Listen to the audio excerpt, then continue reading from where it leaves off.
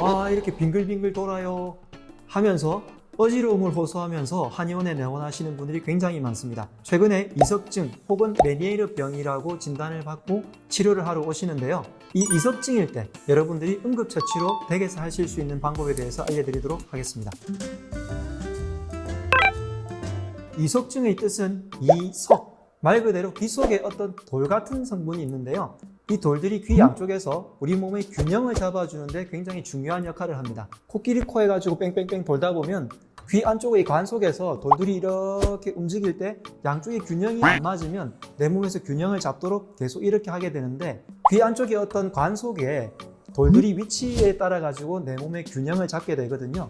그런데 배를 오래 타거나 차 속에서도 책을 읽거나 하다 보면 이 균형을 잘 못 잡게 되어서 멀미를 자꾸 하게 되죠. 이석증 증상은 어지러움을 느끼면서 마치 멀미할 때처럼 소화 증상을 동반하는 경우도 상당히 많습니다. 침대에서 일어날 수조차 없기 때문에 한의원에 내원하실 정도라도 되면 추나 치료나 도수, 수기요법으로 목의 위치를 바로 잡아드리면 귀의 이석이 제자리를 찾아가서 빨리 편안하게 만들어 드릴 수가 있는데, 이렇게 하는 방법들 중에서 애플리법 혹은 사람 몸을 빙글빙글 돌리는 소위 바베큐법, 그리고 제가 이석증 치료를 하면서 간단하게 고안한 귀 펌프법을 여러분들이 아시게 되면 이렇게 어지러울 때 응급조치로 빨리 활용할 수 있을 것 같습니다. 애플리법은요, 귀에 있는 관 중에서 뒤쪽에 있는 관에 돌이 빠져나왔을 때 그것을 빨리 바로잡는 방법인데요. 귀의 관 속에 있던 돌들이 뱅글뱅글 돌다가 제자리로 찾아가게 된다는 이론에 의해서 생긴 방법입니다. 침대 바깥으로 고개를 떨군 후에 왼쪽이 안 좋다면 왼쪽 편으로 45도 고개를 기울였다가 30초를 유지하고요.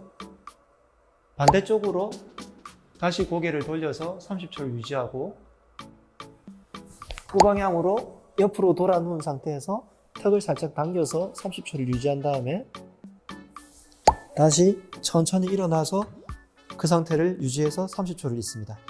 세계적으로 가장 많이 알려진 방법이고요. 뒤쪽에서 빠져나오는 경우가 80~90%가 된다고 하니까 대부분 이 정도로도 많이 좋아지는데, 다른 쪽에서 빠져나왔을 경우는 잘 안 되기 때문에 이럴 때는 환부로 한번 돌아 누웠다가 반대쪽으로 빙글 돌아서 360도를 돌아 누우는 방법을 쓰기도 합니다.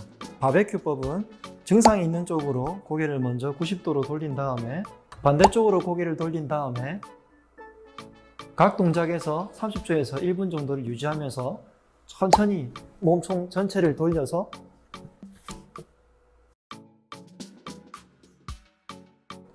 이석을 바로잡는 방법입니다.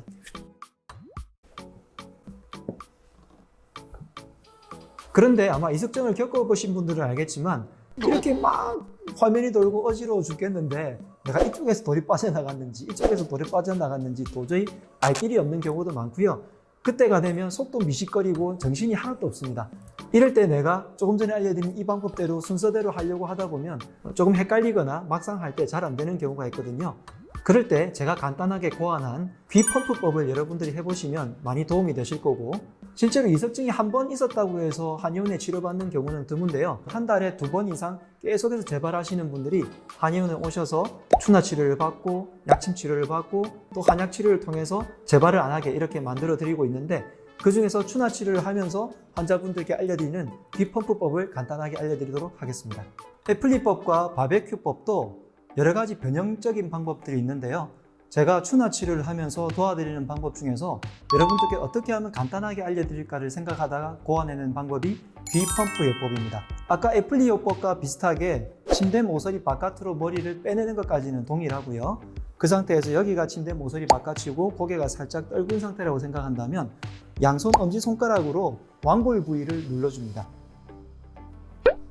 손가락으로 여기 귀 뒤쪽에 유양돌기라는 뼈가 있고요. 그 뼈 뒤쪽에 움푹 들어가는 부분이 있는데 이 부분으로 쑥 집어넣게 되면 마치 목뼈가 만져지는 듯한 부위가 있으실 거예요. 그 부분을 살짝 누르고요. 이 상태에서 고개를 떨구고 한쪽으로 45도, 한쪽으로 45도 움직이다 보면 어느 한쪽 부위로 했을 때 어지러움이 굉장히 줄어드는 방향이 느껴지실 겁니다. 만약에 왼쪽 45도로 고개를 떨궜을 때 어지러움이 줄어든다면 이 상태로 가만히 있는 상태에서 살짝만 고개를 까딱까딱거리면서 있다 보면은 여기에 있는 손의 압력이 조금 더 깊게 들어가는 것을 느끼실 거고요. 이 방법도 어떻게 보면 에플리법의 변형이라고 볼 수도 있는데요. 이석증이 생겼을 때 면역력의 문제도 있겠지만 결론적으로는 이 주변의 림프순환이라든지 혈액순환이 문제가 됐기 때문에 귀에 영향을 주는 혈자리를 자극을 해주면 이 부분이 순환이 잘 되게 되어서 돌이 제자리를 더 빨리 찾아가는 것 같습니다. 자, 이런 식으로 30초에서 1분 정도를 있으면서 복식호흡을 편안하게 해주시고 배와 발을 따뜻하게 해주시면 어지러움이 훨씬 더 빨리 줄어들게 되실 거예요. 고개를 침대 모서리 바깥으로 뺀 다음에 살짝 떨구고요. 양손을 완골 혈자리에 댄 다음에 목까지 깊숙이 누른 상태에서 왼쪽으로 오른쪽으로 움직이다 보면 어느 한쪽에서 어지러움이 조금 더 많이 줄어들게 되는데 그 상태에서 30초 정도에서 1분 사이로 가만히 있으면서 고개를 살짝만 까딱까딱 해주면서 복식 호흡을 편안하게 해주시면 어지러움이 훨씬 더 빨리 줄어드실 거예요. 자, 지금까지 에플리법과 바베큐법 그리고 귀펌프법에 대해서 알려드렸는데 여러분들이 혹시라도 어지러울 때 이 방법 중에서 생각이 나는 것을 응급조치를 빨리 하셔가지고 어지러움을 빨리 이겨내시면 좋겠고요. 한약 치료를 하니까 이석증 재발률이 훨씬 떨어지는 것을 많이 관찰하는데요. 그런 방식으로 평소에 면역력을 키우고 소화기관을 안정시켜주면서 스트레스를 다스려서 자율신경도 균형을 잡아주게 되면 이석증을 관리하는 데 굉장히 도움이 될 것 같습니다. 지금까지 강남 허준 박용환 원장이었습니다. 건강하세요.